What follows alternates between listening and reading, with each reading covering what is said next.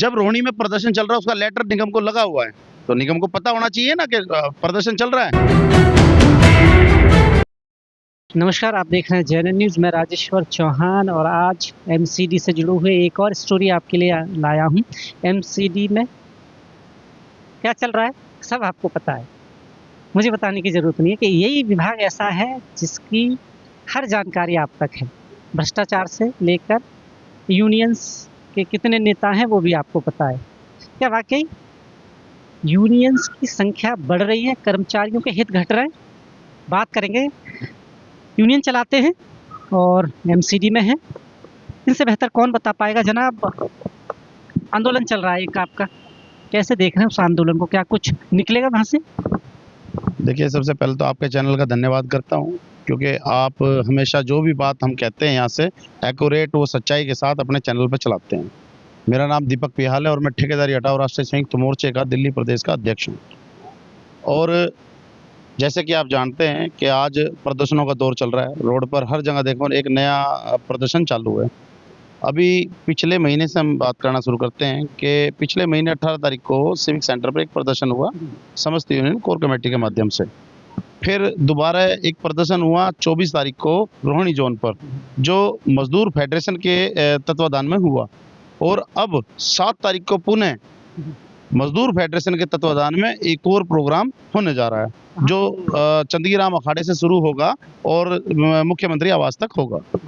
फिर अगले दिन 8 तारीख को एक और प्रदर्शन होने जा रहा है, जो समस्त यूनियन कोर कमेटी, जो निर्वाचित कोर कमेटी है, उसके माध्यम से होने जा रहा है। जो प्रोग्राम सचिवालय पर होगा मुख्यमंत्री के खिलाफ। बोला भी कि निर्वाचित, ये मुझे थोड़ा समझाइए, बड़ा कंफ्यूजन है लोगों में।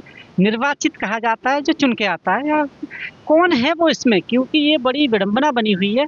चुना हुआ कोर कमेटी अगर हम कहें, यूनियन कौन सी है? देखिए, चुनी हुई जो कोर कमेटी है वो निर्वाचित कोर कमेटी है, जिसके आदरणीय अध्यक्ष हमारे बड़े भाई नरेश पियाल साहब हैं। क्योंकि जिस दिन का इलेक्शन था ये कोर कमेटी का, उससे एक दिन पहले दूसरे धड़े ने इलेक्शन करके हाथ उठा करके इलेक्शन कर लिया।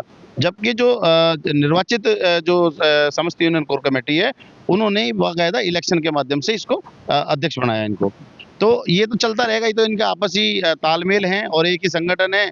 और मैं कहूँगा कि एक ही थाली के चट्टे पट्टे हैं सब लोग। मुद्दे की बात करते हैं। जैसे आपने कहा कि यहाँ हो रहा है, वहाँ हो रहा है, पर इसका रिजल्ट कुछ तो आ ही नहीं रहा। क्या वाकई ये जो मैनेजमेंट है एमसीडी का, वो भी जानता है कि उनमें खुद भी एकीकरण नहीं है, तो ये शायद कुछ नहीं कर सकते। हमारा थोड़े दिन आएंगे, यहाँ हल्ला मचाएंगे और घर चले जाएंगे। वो यही सोचता है शायद, क्योंकि जब एकता नहीं होगी तो उसका फायदा तो उन्हें मिलेगा। देखिए, मैं ना आपसे आज डीपली बात करूंगा और बड़े शांत स्वभाव में बात करूंगा, क्योंकि मेरा अग्रेसिव मोड रहता है बात करने के लिए। मैं आपको बताना चाहूंगा कि जो संगठन है, इन सभी संगठनों की तालमेल सीधी प्रशासन के साथ है। क्योंकि बड़ा आरोप लगा रहे हैं। नहीं, मैं तो खुला आरोप लगाता हूँ, मुझे पता है, मैं तो सिद्ध कर सकता हूँ इस बातों को। कहीं ना कहीं कर्मचारी ठगे हुए हैं। बिल्कुल ठगी होती है, कर्मचारियों के साथ हमेशा ठगी होती है। ये पिछले 25 सालों से ठगी हो रही है। अभी जो 7 तारीख को आतुर हैं नगर निगम फेडरेशन के जो अध्यक्ष हैं, जो भाई आदरणीय रणधीर गागड़ साहब, 2018 में 5 महारथियों ने बहुत बड़ी हड़ताल की, और इतनी बड़ी हड़ताल की कि दिल्ली का हर एक कर्मचारी, हर एक संगठन उनको समर्थन देने पहुंचा, जिसमें मैं भी शामिल था। मैं निगम मजदूर सर्व कल्याण मोर्चा के अंदर उस टाइम पे काम कर रहा था। मैंने अपने संगठन की बगावत करके उनको समर्थन दिया। और जी, लेकिन रिजल्ट क्या आया? वही ढाक के 3 पात। रातों रात ये लोग धरने से उठे और भाग गए। मनोज तिवारी जी बुलाए, मिल गया किसी को? मनोज बिल्कुल मिल गया, और क्या, ये बिना मिले तो हो ही नहीं सकता। रातों रात मनोज तिवारी जी को बुलाते हैं, जूस पीते हैं और अपने अपने घर। कर्मचारी जाए भाड़ में। कर्मचारी को, बेचारे को, उनके दुख से उन्हें क्या मतलब? कर्मचारी हड़ताल पे आता है तो कम से कम 10-10, 15-15 दिन का उनके पेंडिंग काम हो जाता है। जो एक रिक्शा कूड़ा भरता है, भी कट जाते हैं उनके। जो एक रिक्शा कूड़ा भरता है उसको 15 रिक्शे कूड़े फेंकने पड़ता है। तो उस बेचारे गरीब की तो जिंदगी खराब होगी ना। लेकिन अब बात करते हैं वर्तमान समय की। आज वही दौर दोबारा से आया।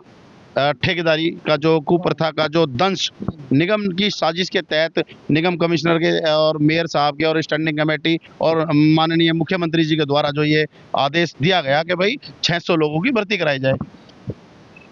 ये 600 लोग जब आए हैं काम करने के लिए, आज 600 आए, कल को 6000 आएंगे, परसों 60,000 आएंगे। तो हमारा कर्मचारी की जो सिक्योरिटी है, जो नौकरी का जो हमारा जो सिक्योर होना चाहिए, वो कहाँ है? हमारा कर्मचारी काम पर रहेगा या नहीं रहेगा, ऐसा कोई भी टेंडर के कॉपी में नहीं लिखा हुआ, ना वो टेंडर की कॉपी किसी को मिली आज तक। अच्छा, एक चीज़ और बताइए, आपने क्या जो ठेकेदारी पर रखे जा रहे हैं जो लोग, उनसे भी जो ठेकेदार है कुछ अमाउंट ले रहा है क्या? जी ये भी एक बिल्कुल सुनने में भ्रष्टाचार आया ऐसा है, बिल्कुल सुनने में आया कि बिना इसके तो नौकरी मिलती नहीं है। बिल्कुल सुनने में आया कि 50-50 हजार रुपए लेकर के ठेकेदारी की भर्ती की जा रही है। 6 महीने की नौकरी है अभी तो फिलहाल तो ये।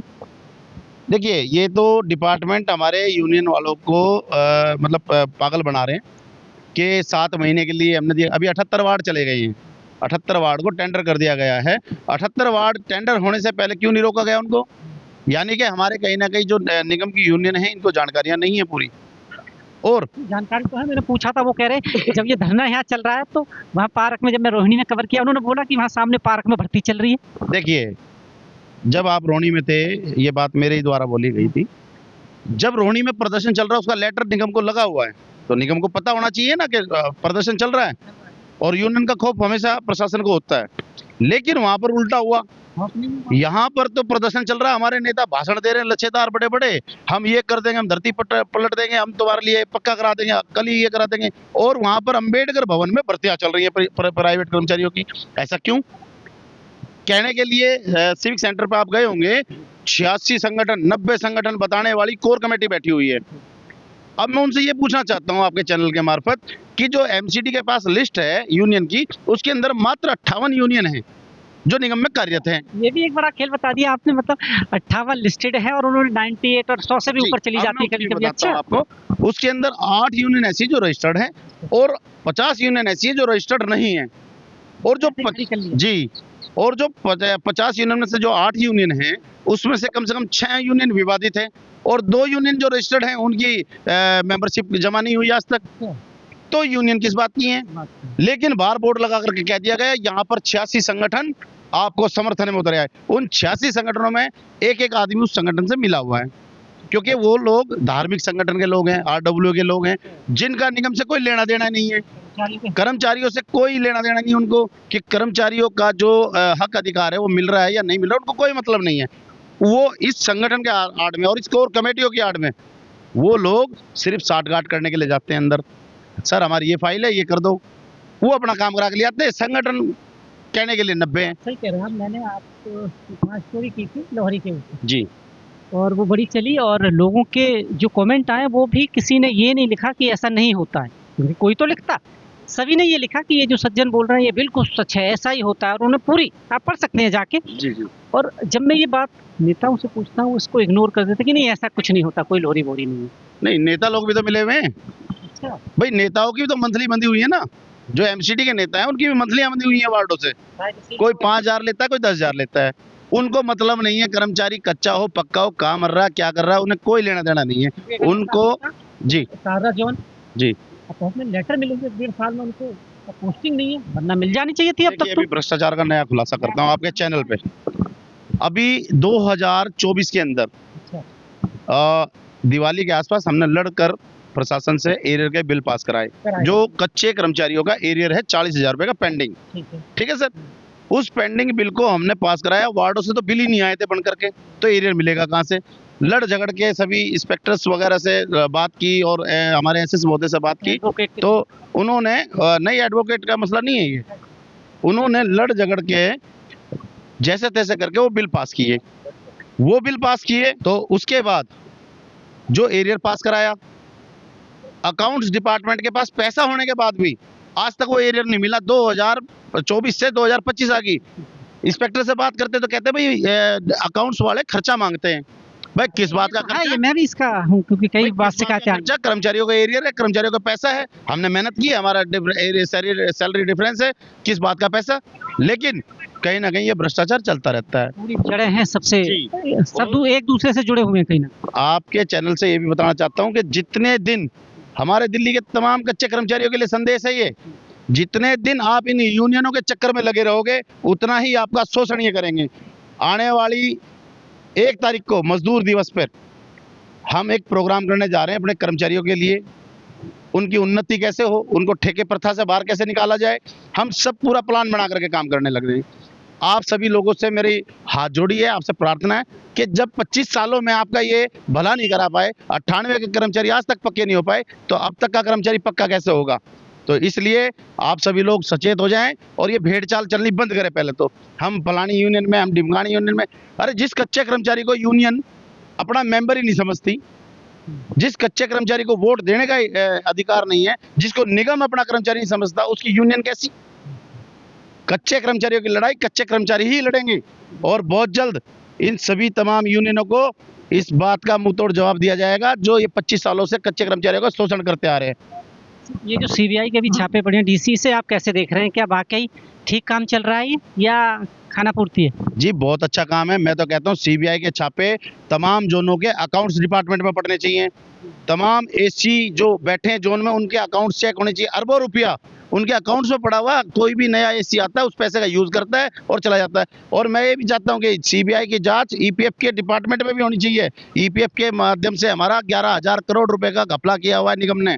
2016 से लेकर के 2020 तक का पैसा हमारे अकाउंट में नहीं आया आज तक। तो ये कहीं ना कहीं भ्रष्टाचार है और उसका समापन होना चाहिए। आपने देखा एमसीडी के भ्रष्टाचार की कड़ी कहीं ना कहीं एक दूसरे से जुड़ी हुई है।